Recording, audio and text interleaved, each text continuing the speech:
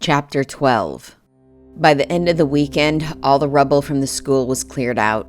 6 children were found alive, but in critical condition. They had survived by hiding under desks that had miraculously not been destroyed by the explosion or crushed by the falling building. Valerie wasn't among them. The bodies of all the children and teachers were eventually found and discreetly returned to their families. I skipped work and school when Val was found Friday. And though I hadn't known Val very well until the past couple months, I felt like she could have been my little sister, too. I'd always thought of Aaron as intelligent, well-organized, good-humored, and kind. Seeing him with his sister the day we'd gone to the amusement park had shown me a different side of him, the doting big brother who was securely wrapped around his little sister's finger. I had seen a deeper level of emotion in him during the times we'd spent with Val than I'd ever seen before. The Aaron whom I saw in the weeks following the school bombing was as far removed from that person as possible. He was disheveled, disorganized, and withdrawn. He didn't avoid my company, but he barely spoke to me when I visited. Not even science questions could pique his interest. I stayed by his side the day they recovered Val, and though I didn't know what to say to help him, I knew my presence was enough when he'd reach over to hold my hand for a moment as we watched fantasy and science fiction movies of epic adventures doing epic things that were in no way related to the real world. The funeral was just over a week later. Being the later half of April, the weather was cooperative enough for us to have an outdoor memorial under a crisp blue sky. Like most people nowadays, Val's dad had cremated his daughter's body. He had purchased a deep blue ceramic urn for the ashes, an underwater scene of corals, fishes, and mermaids wrought in exquisite detail all around the jar. My eyes teared up looking at it, and I remembered the dolphin Val had gotten painted on her cheek and the Omnimax movie we had watched when we went to the park. Along with a photograph of Valerie, favorite belongings of hers were displayed on the table around the jar, including the stuffed Bonko dragon. I blinked rapidly and wiped my eyes several times when I saw it. Cards and letters from family and friends were also scattered among her things, all of which were protected from the light breeze by sheer curtains on an open tent. I recognized many people at the service by face, if not by name, from family events Aaron had invited me to over the years. I'd never been very good at remembering names, and I'd never had any real reason to try to remember those of my best friend's extended family. But most of them also recognized me and greeted me cordially, though none tried to talk for much longer than it took to exchange pleasantries. I lost track of Aaron momentarily when I went to the small refreshment table for a cup of water, but found him seated alone on one of the many benches set up around the perimeter of the yard. "Hey," I said gently as I approached. "Mind if I join you?" He looked at me without saying anything, but nodded.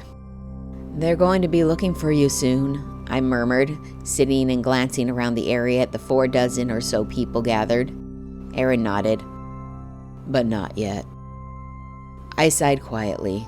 My best friend had withdrawn into himself so far, and I didn't know how to reach him anymore. "It's beautiful," I said, nodding towards the canopy and display underneath. "She deserved better," he mumbled. I looked at him in confusion. He turned to me, a haunted look in his eyes. "She deserved to live." I lowered my head and blinked back tears again. I wanted to be strong for Aaron.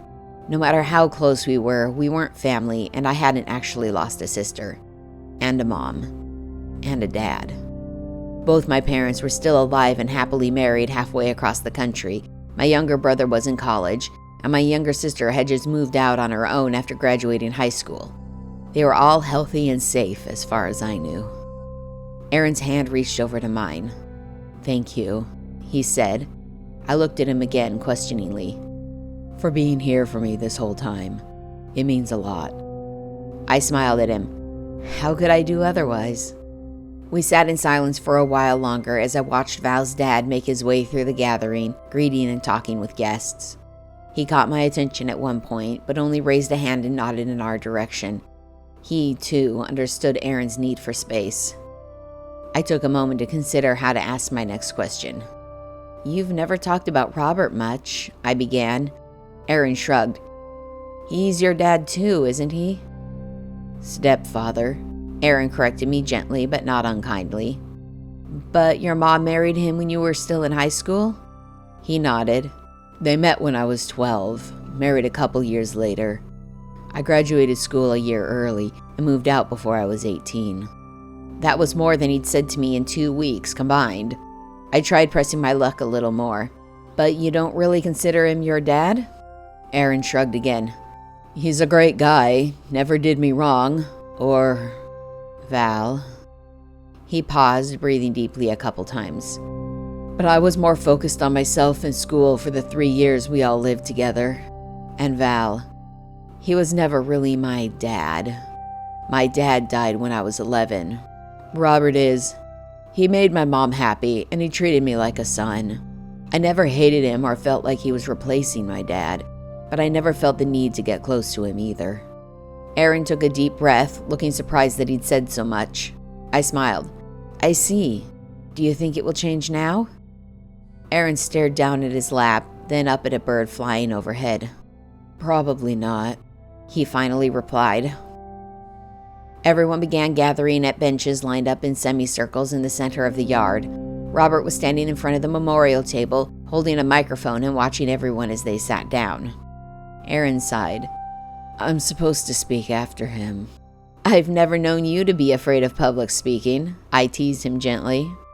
He frowned, pulling a paper out of one of his pockets and looking at it without actually reading it. I'm not. I just don't really want to be around people right now. I placed a hand on his arm. I understand. But you'll do it for Val? He looked at my hand, then at me, and gave a small smile. Yeah, he said simply, and we walked over to the rest of the group. Robert spoke about how beautiful Val was when she was a baby and how smart she was like her mom and brother. How she loved the sea and talked about wanting to travel to Indonesia one day to see real mermaids. He told a story about how she had come up to him after a trip to the amusement park the previous month and asked if he could make fireworks with his illuminate talents.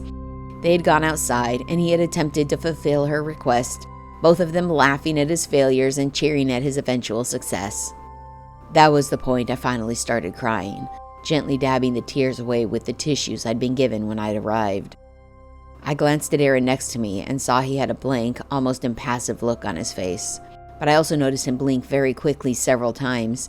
I knew he was trying to hide his emotions so he could give his speech next. Val's dad finished and handed the microphone to Aaron as he sat down. Aaron walked to the front of the gathering and looked at the group in general, then directly at me for a moment.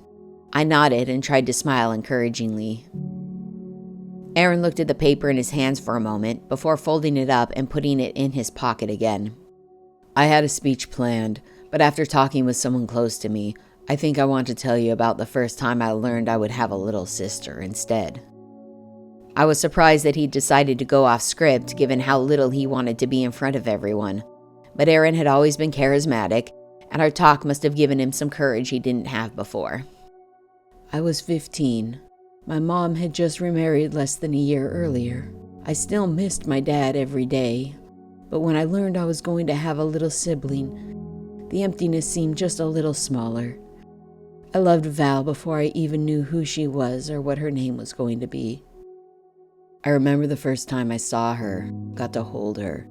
She was so small, a tiny, perfect little person. And the first thing I ever told her was, I'm going to be the best big brother you could ever have. And for the next 2 years while I still lived at home, I was there at her every achievement, rolling over, crawling, walking, first words. When I moved out for school, I stayed in the city so I would be able to be there for her as she grew up. When I had to go to Magischolen for 5 months every year, I would video call 3 times a week and do all sorts of magic tricks for her. When I was here, I would make sure to visit as often as my schedule would allow. Aaron stopped speaking for a moment and took a deep breath. I saw his throat working and knew he was holding back tears again. I'm sure Val would have grown up to be a wonderful woman, a loving wife and mother. Maybe she would have moved to Indonesia to become a magicist marine biologist. Whatever she did, she would have been amazing at it. He stopped talking again as tears fell from his eyes. He smiled and nodded, then walked back to Robert and handed him the microphone before walking around the benches and taking a seat at an unoccupied bench in the back. I caught Robert's eye as I watched Aaron take his new place, and he nodded his head in the direction of his son. I took the hint and quietly got up and followed my friend. Aaron looked up at me as I approached, then unnecessarily scooted over an inch in an invitation for me to sit with him. In the front, one of his aunts had begun to talk. "That was very nice," I told him as he pulled out a tissue of his own and started dabbing his cheeks. "Thanks. Talking about my past made me realize I needed to say something from the heart, not the head." I smiled and nodded, tears forming in my eyes again. He took a deep breath, then looked at me directly in the eyes. "I might need some time to myself for a while," he said as gently as he could. I felt my heart squeeze. "What do you mean?" He sighed. "I love that you've been here for me so much the last couple of weeks. I really do. But I need a little time to process this now, a little time to myself. I'll still be here, just..." He glanced away, a faraway look coming into his eyes. "I'm not sure how to handle it," he finally said. He must have seen the pain in my face when he looked back, because he took my hand in his reassuringly. "Zoe, He paused, and I didn't know if it was because he didn't know what to say or if he didn't know if he should say what he was thinking. "I'll be okay," he finally said. "I'm not going anywhere. I just need time to deal with this." I looked at my dark hand in his light one and nodded. We'd been friends for 5 years. He wasn't going to just leave because of this, I reminded myself. Several more people spoke as Aaron and I sat in companionable silence. I, at least, was only half listening.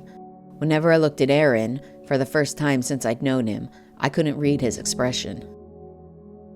When the memorial was over, Aaron gave me a ride home and I gave him a hug before getting out of the car. "You'll make it through this," I told him. "I'm always here for you if you need me." He smiled at me. "I know. Thanks, Z." I waved at the back of the car as he drove away, then called my parents to tell them I loved them and I was doing well.